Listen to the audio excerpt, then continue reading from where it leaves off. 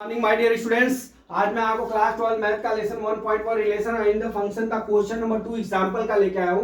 क्या दिया है? Let T be the set of all triangle is the plane with R relation in T given by R t1 t2 such that is the congruent to t2 so that r is an equivalence relation। ठीक है, equivalence relation. अब देख लीजिए हमारा क्या दिया है, R such that T1 T2 such that T1 दिया है। तो यहाँ क्या T belongs to T हो, T1 belongs to T हो जाएगा। ठीक है, तो R such that T1 T2 such that T1 हो जाएगा is the congruent क्या होगा? अब यहाँ पे क्या हो जाएगा, so that E equal R T1 T2 belongs to R, R बराबर T1 into T2। देखिए ये ट्रायंगल है, ये ट्रायंगल है। ठीक है, अगर हम इसको क्या बोला है, कॉन्ग्रुएंट है, कॉन्ग्रुएंट है, ये T1 है तो ये T2 लिए है तो ये क्या कॉन्ग्रुएंट है। ठीक है, अगर हम समझाने के लिए ऐसा भी कर सकते हैं कि मान लीजिए दो एलिमेंट ले लीजिए A, यहां पे क्या ले लीजिए, यहां पे T1, यहां पे क्या हो T2, यहां पे क्या हो T3, यहां पे T1, यहां पे T2, यहां पे T3 हो।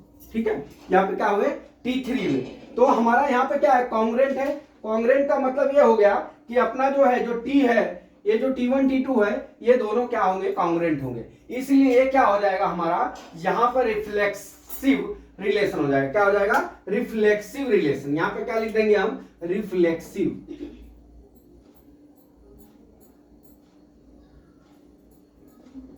Reflexive relation. अब दूसरा क्या है, सिमेट्रिक रिलेशन। सिमेट्रिक रिलेशन में हमने आपको क्या बताया है, देखिए फार्मूला है A B belongs to R is equal to B A belongs to R, ये फार्मूला अपना है। इसलिए यहां पे क्या दिया है, तो हो जाएगा T1 T2 belongs to R हो जाएगा, ये समझिए। और T1 is the congruent to T2 और T2 is the congruent to T1। ठीक है, तो क्या हो जाएगा, T2 T1 belongs to R, hence T1 T2 belongs to R is equal to T2 T1 belongs to R हो जाएगा। ठीक है, क्योंकि ये हो गया सिमेट्रिक रिलेशन, इसको सिमेट्रिक रिलेशन कर। फिर तीसरा क्या है, ट्रांजिटिव रिलेशन। अब हमारा एक फार्मूला होता है ए, हमने आपको जो है बेसिक पढ़ाया है, आप उससे जो है कंसेप्ट क्लियर कर लेना और फिर इस सवाल को इस तरह से लिख के आपको एग्जाम में सॉल्यूशन देना है। ठीक है, या क्या दिया है, A B belongs to R. अब यहां क्या होता है हमारा, हमने क्या बताया था, A B belongs to R और B C belongs to R.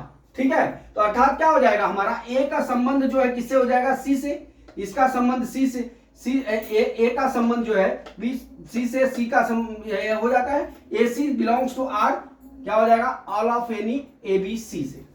ठीक है, अब क्या हो जाएगा, देखिए R subset T T cross T हो जाएगा, T1 T2 belongs to R, T2 T3 belongs to R, ये हो गया। ये ऐसा ही लिखना है आपने को। अब क्या लिखेंगे यहाँ पे, T is the congruent T2 और T2 is the congruent T3 और T1 is congruent to T3, इसीलिए T1 T2 belongs to R हो गया और T2 T3 belongs to R हो गया। This relation is the transitive relation, आपको इस तरह से लिखना है।